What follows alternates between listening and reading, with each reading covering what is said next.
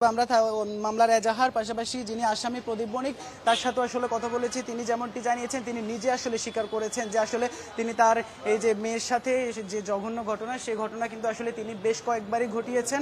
সবশেষ কিন্তু যখন ঘটিয়েছেন গেল 8 তারিখ, সেই 8 তারিখের ঘটনার পর তিনি আসলে তার যে স্ত্রী দীপা বণিক তিনি আসলে টের পান সেটা মেয়ে, যে 10 বছরের মেয়ে, সে 10 বছরের বাচ্চা সন্তান যিনি চতুর্থ শ্রেণীর শিক্ষার্থী, সে আসলে বিষয়টি তার মাকে জানায়। মাকে জানানোর পরই হচ্ছে যে কি পুরো বিষয়টি আসলে সামনে আসার পরই আসলে যে মামলার যে বিষয়টি, সে মামলার বিষয়টি নিয়ে আসা হয়।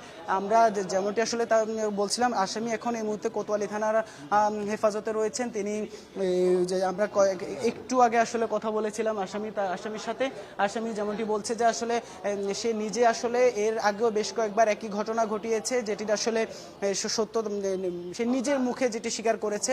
আর পাশাপাশি যেমনটি বলছিলাম যে আসলে 10 বছরের ছোট্ট সন্তান নামটি আমরা আসলে তার নিরাপত্তার সাথে আসলে বলছি না, তবে তার মা দীপা বণিক যেমনটি মামলার এজাহারে দায়ের করেছেন, মামলার এজাহারে যেমনটি আসলে উল্লেখ করেছেন, সে পুরো বিষয়টি কিন্তু আসলে বাবা যে প্রদীপ বণিক স্বীকার করেছেন যে 2 সন্তান 2 কন্যার মধ্যে ছোট সন্তানটি বারবার বাবার হাতে এভাবে আসলে নির্যাতিত হয়েছে।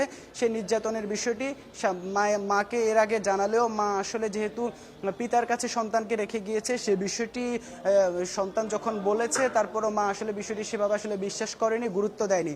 তবে যখন পুরো বিষয়টি তার কাছে আসলে যখন গুরুত্ব পায়, তারপরে তিনি আসলে বিষয়টি যখন জিজ্ঞেস করেন এবং সবকিছু মিলে নিশ্চিত হন, তারপরে কিন্তু আসলে এই যে মামলা, সেই মামলাটি দায়ের করেছেন। গতকালকেই কিন্তু মামলাটি দায়ের করেছেন এবং সেই মামলার আসামি হিসেবে এই মুহূর্তে হাজতে রয়েছে বাবা প্রদীপ বণিক। এটি চট্টগ্রামের ভলুয়ার দিঘি কোতোয়ালি থানাধীন যে ভলুয়ার দিঘির পার, সে ভলুয়ার দিঘির পারের ঘটনা।